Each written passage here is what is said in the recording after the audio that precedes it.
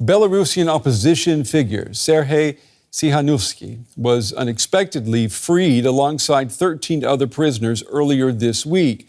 He is now in Vilnius, the capital of neighboring Lithuania, where he was reunited with his wife, exiled Belarusian opposition leader, you may remember her name, Sviatlana Tsikhanouskaya, and their children. There are still 1,100 political prisoners detained in Belarus.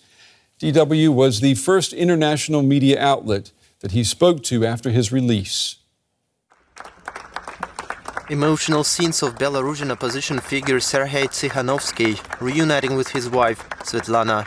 After 5 years in prison, he broke down when we asked him about seeing his children again.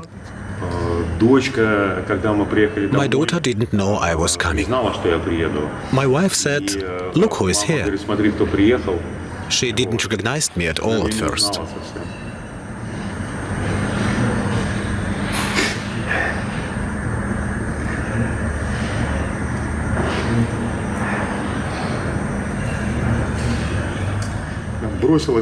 Then she ran up and hugged me.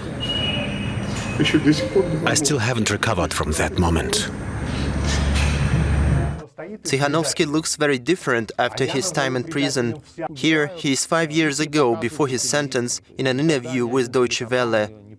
He says he lost a lot of weight because of the tough conditions behind bars. KGB agents told me my medical file was this thick. When a person isn't eating, when there is no medical care and they are under constant psychological and physical pressure, of course there is going to be a whole range of problems and illnesses. Tsikhanouski is a Belarusian opposition politician who ran a video blog called A Country for Life. In his live streams, he spoke against corruption and dictatorship in Belarus. At the height of his popularity, he decided to run for president in the 2020 election. He was barred from registering as a candidate, but the authorities allowed his wife, Sviatlana, to be on the ballot instead. While she was running her campaign, Siarhei was sentenced to nearly 18 years in prison on charges of inciting mass unrest. Belarusian leader Alexander Lukashenko released Tsikhanouski and 13 other political prisoners last Saturday after a meeting with US President Donald Trump's envoy Keith Kellogg. We really appreciate the hospitality in the invite. We live in very, very perilous times, and the constant concern that we have is a crisis that could escalate and grow if we are not only cautious, but wise. Belarus has been isolated from the international community for years. Analysts say the prisoner release may have been Lukashenko's prize for securing a meeting with high-ranking US officials. For Lukashenko, this is a diplomatic breakthrough. And I think the fact that his ego is being flattered like this, that the Belarusian state propaganda machine now has material for at least a couple of months to show what a wise father of the nation he is, how respected he is around the world.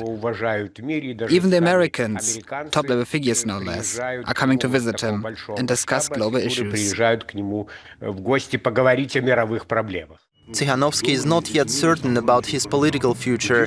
He says his immediate goal is to fight for the release of the remaining political prisoners still held in Belarusian jails. Americans and Europeans should prepare a new sanctions package, not to impose it immediately, but to present it to Lukashenko with a clear message. It will be enforced if he fails to release the political prisoners. Human rights groups say more than 1,000 political prisoners are still jailed in Belarus, all potential bargaining chips for Alexander Lukashenko. All right, I want to bring in now Alexandra Boguslawskaja from DW's Russian service. Alexandra, it's good to have you with us. We just saw you interviewed Siarhei right after his release, but you've known him for more than 5 years. You met him, 5 years before he was imprisoned.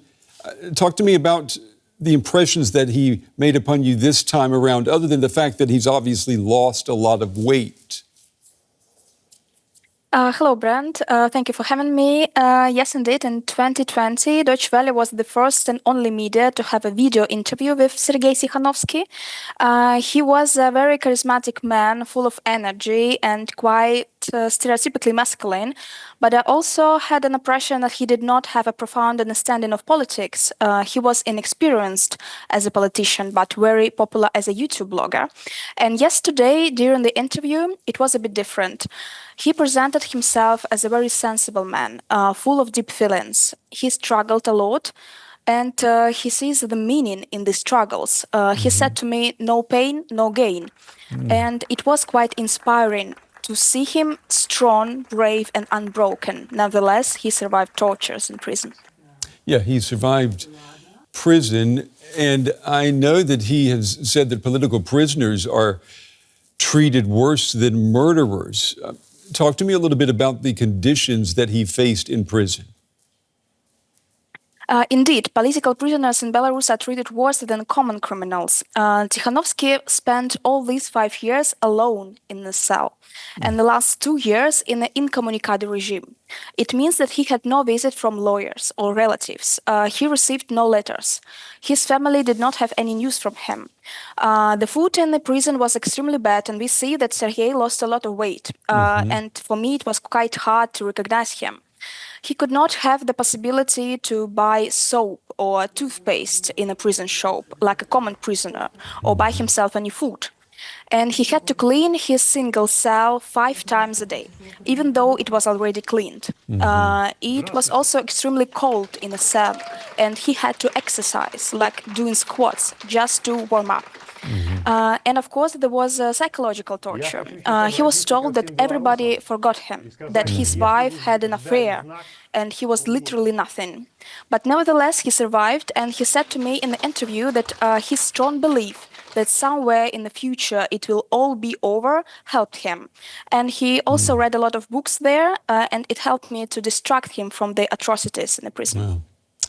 We heard in your report that the prisoner release may have been Lukashenko's price for securing a meeting with high-ranking U.S. officials. Why would Lukashenko even want that?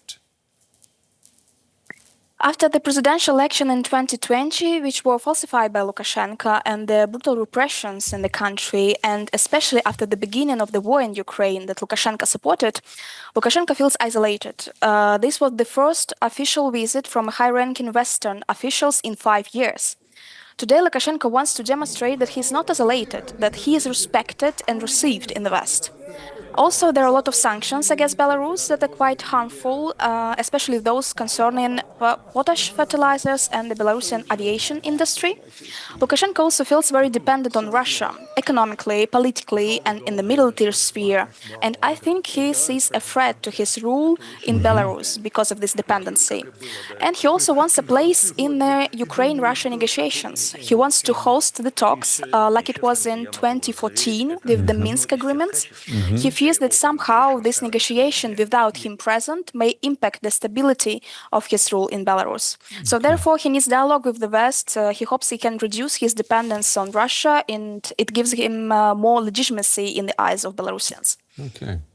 Alexandra Boguslawskaja from DW's Russian service. Alexandra, we appreciate your reporting. We appreciate you bringing this story to us. Thank you. Thank you.